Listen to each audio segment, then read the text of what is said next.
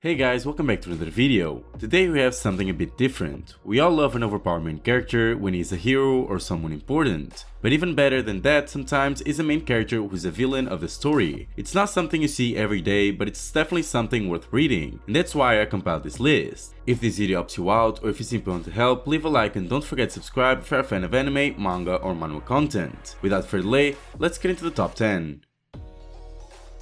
Number 10 comes with a useless villain. The main character seems like a typical moody high school student, but underneath it all, he's a powerful psychic villain who aims to destroy humanity.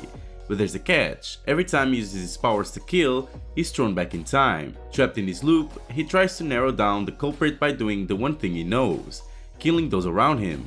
Will he be able to escape from this time loop and achieve his goal as a villain? This work has a very interesting story, as you may have noticed so far. The main character is extremely violent and kills everyone around him, sometimes without even a reason. The problem is, every time he kills, he goes back to the past, resetting every person he has killed. There's a mystery to this story, and only little by little will they reveal important details. Pair this amazing story with amazing art and you have yourself an excellent read. Without a doubt, a work you do not want to miss out on. In number 9 we have 66,666 years, Advent of the Dark Mage. The main character, a powerful dark mage, was defeated and sealed away in a battle against the 12 gods. He finally wakes up from his sleep 66,666 years later, however in the body of a newborn baby, Jamie Welton.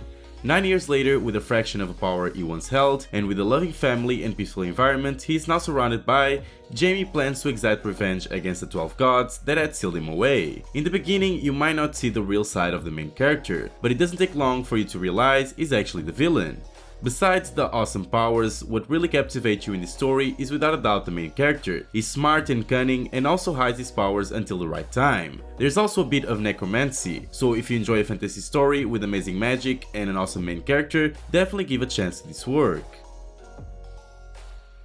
Number 8 comes with Villain to Kill. There are two kinds of people with special abilities: villains who are driven by their evil desires, and psychers who pursue justice and work against the villains. The main character is a very powerful psyker with a good heart, but one day when he visits his friend in Greece, things take a wrong turn. Following an unexpected change of events, he ends up in the body of a Korean high school boy, who has just become a villain. Will his sense of justice win in the end, or will he end up becoming a cold-blooded villain? Now, there's a lot of answers missing in this story, but obviously you only be able to know them the more your story progresses, and so far, reading it is very enjoyable. The internal struggle of the main character, who was once a person fighting for justice and is now a villain, is something I really enjoy reading. The art and the powers also complement the story incredibly, and the fighting scenes are really good. Definitely something you should consider reading if you're a fan of this subgenre. In number 7 we have The Devil's Boy. The main character is bullied to the point of self-harm until one day his prayers are answered by Mephisto, the archdevil. Mephisto offers him magical powers that would allow him to take revenge on his bullies and in return ask for his soul. It's an easy choice for the main character who thinks nothing can be worse than living in hell that is his life. But what he doesn't know is there are greater forces at work and that is but a pawn in a much larger game played by demons and exorcists. Now there's a few things to mention in this story. First of all, the story is completed with 80 chapters, but I could only find 63, so if you find the rest, make sure to comment down below. Second is that there's a lot of violence, bullying and other heavy subjects, so if that's something you don't enjoy, do not read this. That being said, I did enjoy reading this story even though a lot of the characters pissed me off. I really liked the development of the main character. I heard that the ending is subpar, but since I haven't read it, I can't really give my opinion on it. Number 6 comes with Master of Goo. Humans are the wisest of all creatures, and venom bugs are the essence of all creations. In a strange world all about rearing, refining, and utilizing venom bugs, a time traveler reborns over and over to achieve immortality. Do not lament for the trials and tribulations ahead, for I shall vanquish whatever stands in my path. As I brave the dangers that the universe throws at me, my eyes will forever look towards the azure sky. Now, as you can see, this series has been cancelled for various reasons, but I still decided to include it in this top 10. The reason for that is that, in my opinion, this is the best manhwa with a villain main character that I've read ever. The story, the art, the characters, everything is perfect. If it wasn't cancelled, it would probably be number 1. It's truly a shame, but I can say that it's definitely worth the read. The 96 chapters that you get are an absolute delight, and as such, you should definitely give it a try.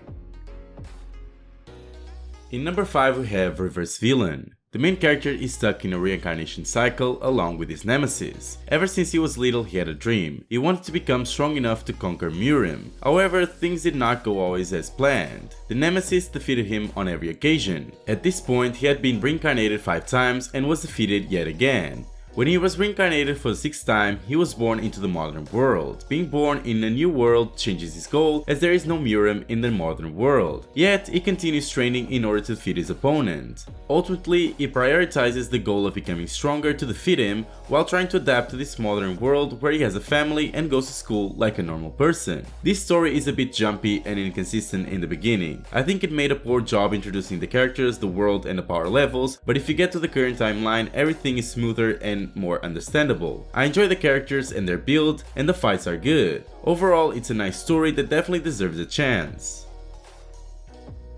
Number 4 comes with Villain Initialization. The main character is a villain, and he has a story of hate and violence with the hero Ye. Out of nowhere, a reset triggered and returned him to when he was 17 years old. He has a chance to stop the hero in his path before he grows to become his worst enemy. What you might expect from this work is normal back to past revenge story, where the main character gets stronger to kill the hero. And that is what you get, but author made it a little bit different than usual. I won't say any more because I don't want to spoil. Besides that obvious point, this story also has some comedy which may or may not suit your taste, and unexpected events which I do enjoy since I don't like a predictable story. The art gets better as the chapters go on, and overall there's really good art moments. Really recommend giving this one a try, or at least wait for a lot of chapters and binge watch it, since there's a lot of cliffhangers. There's no official translation for this work at the moment.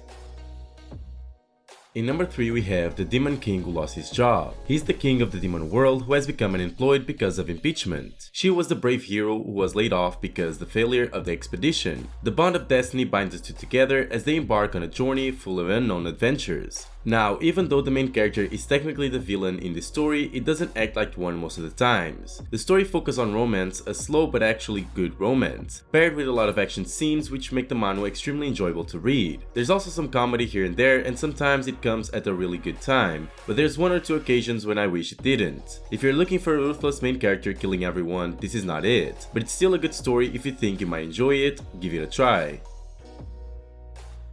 Number 2 comes with Housekeeper is the Magic Emperor. As the Demon King, the main character uses his knowledge and power collected over the millennia to defeat all foes until the day is betrayed. With his last breath, the Demon King manages to reincarnate, but into the body of a puny young servant. Even worse, the servant has a spirit bond with his mistress, Lady Lu. The Demon Lord, now known as Fan, finds himself inexplicably drawn to Lady Lu and links his fate to her family. With Lady Lu at his side, will he regain his place as the Demon King? I really enjoy the main character of the series. He's overpowered and extremely ruthless to his opponents while not fully trusting anyone around him. The fact that he's also very smart helps a lot with some of the plots introduced. Even though the beginning might be a little slow, the rest of the pace of the story is actually pretty good. So if you enjoy cultivation manhwa, then this might be the right work for you.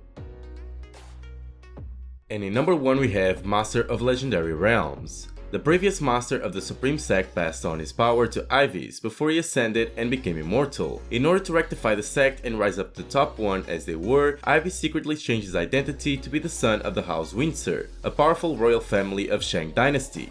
This story is about revenge with a lot of conspiracies and some other plots. The first few chapters are really interesting and the world building is very well done. One of the things I do dislike in this work is the female characters introduced later in the story. They are quite annoying and I feel like they take a huge part of each chapter. Even then, I do think this is a work worth reading if you enjoy a villain main character, so I totally recommend giving this one a try.